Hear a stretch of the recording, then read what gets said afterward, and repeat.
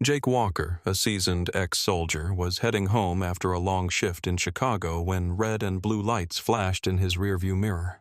It seemed like a routine stop, until the man who stepped out wasn't in uniform, his badge barely visible. "Do you realize you're breaking the law pretending to be a cop?" Jake asked calmly, but he knew something was off. What happens next will shock even the toughest. But let's start from the beginning. On a quiet street in downtown Chicago, Jake Walker, a 32-year-old with a weathered face and a soldier's posture, cruised home after a long shift. His muscular build and dark skin made him stand out, but he always kept to himself. The night was unusually calm, the kind of silence that made you feel like something was about to shift. Jake had spent years in military service, and his instincts had never failed him. So, when the red and blue lights flashed in his rearview mirror, his mind immediately went on high alert. At first, he didn't think much of it, just another routine stop. He slowed down, signaled, and pulled over to the side, knowing the drill. But as he glanced in the mirror, something didn't sit right. The car behind him stopped too, but there was something off about the way it all played out. The officer who stepped out wasn't the usual uniformed figure. No cap, no badge clearly displayed, just a man in plain clothes with a badge barely visible beneath his jacket. His posture was too confident, his smile too smug. Jake's hand instinctively hovered near his waist where he carried his personal firearm, an old habit he hadn't quite shaken off. His gaze narrowed as the man approached, his boots crunching against the pavement. The stranger's movements were smooth, but something in his eyes betrayed the cocky facade. The moment felt suspended in time. Jake had encountered enough shady situations to know when things weren't right. He rolled down his window slowly, his voice calm but firm. "You know you're impersonating an officer, right?" The words came out measured, almost like a warning. He didn't expect the guy to take him seriously, but he knew he needed to establish control of the situation quickly. The fake cop didn't flinch. Instead, he smirked, clearly unaware that he was facing someone who had dealt with far worse than a low-level impersonator. Jake's gaze remained locked on the man, his body ready for whatever would come next. The quiet street suddenly felt much more dangerous. The man in plain clothes, Kyle, stepped forward, his voice harsh and commanding. "Step out of the vehicle," he ordered, his tone sharp as a knife.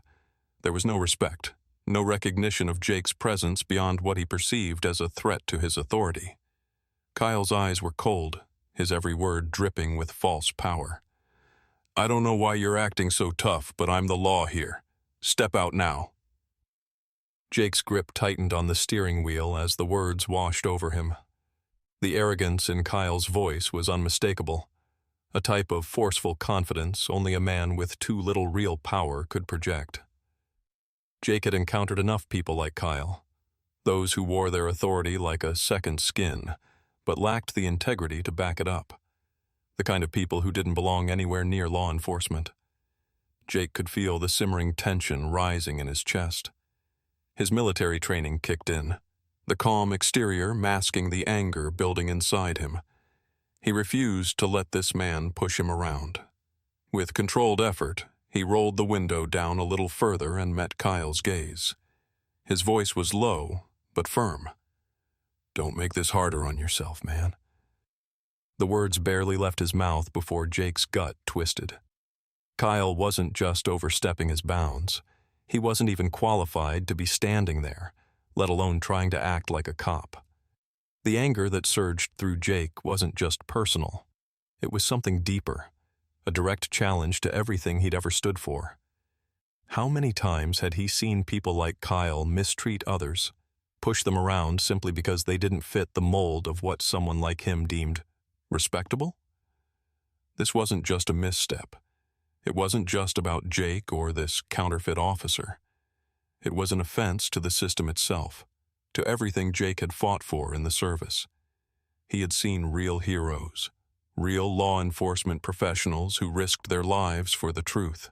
And this man, Kyle, was nothing more than a charade, a stain on everything that was supposed to represent justice. For Jake, this moment wasn't just about self-preservation. It was about calling out that lie. Without a single warning, Jake's hand shot into his jacket pocket, his fingers brushing the cool metal of the badge he had earned after years of hard, unyielding work. He pulled it out and held it up, the symbol of his years of service gleaming in the dim light. "I'm a federal officer," Jake said, his tone now cutting through the air, sharp and commanding. His calm facade had vanished, replaced by a commanding authority that left no room for doubt. "You're in way over your head."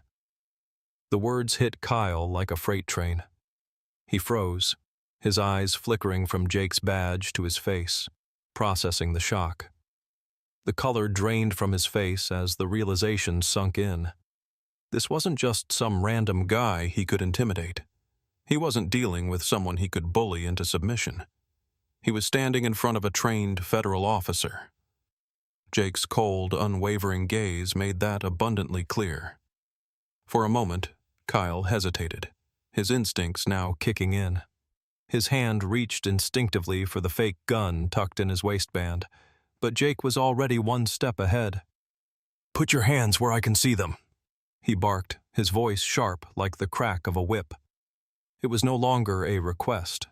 It was an order. His tone carried the weight of years of training, of countless high-stakes confrontations where hesitation could mean life or death. Jake wasn't about to give this man any leeway. The fake cop stumbled, his mind racing as the pressure mounted. The moment he tried to reach for his weapon, Jake's presence in that moment was unmistakable, controlled, in complete command of the situation. Kyle stammered, his mouth opening and closing like a fish out of water. He had no words now. His bluff had been called. His cover was blown, and it was already too late for him to back out. In an instant, the balance of power had shifted. The situation had escalated far beyond what Kyle had anticipated. He wasn't in control anymore. Jake was. The moment Jake radioed in the incident, backup was already on the way.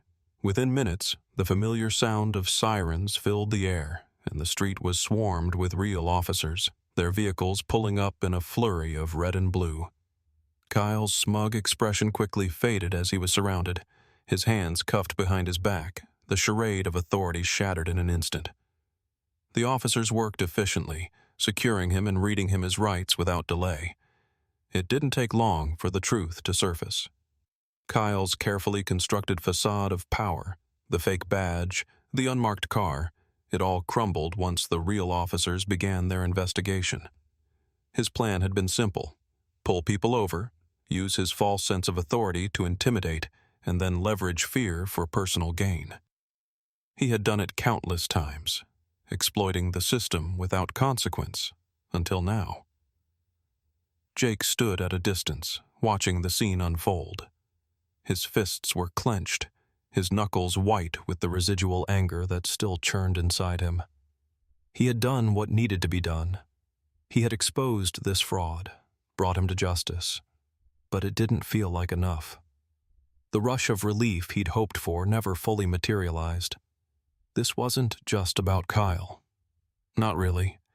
It was about the bigger picture, about how many others like him were out there, using the shield of authority for personal gain. As the officers loaded Kyle into the back of a squad car, Jake felt a cold satisfaction settle in his chest. The truth had come out. The law had prevailed. But deep down, he knew this wasn't the last time he'd face something like this. Justice had been served today, but it wasn't a guarantee for tomorrow. For now, though, Jake could walk away knowing that he had done the right thing. The balance had been restored, at least for the moment. The law had won today, and for Jake, that was all that mattered.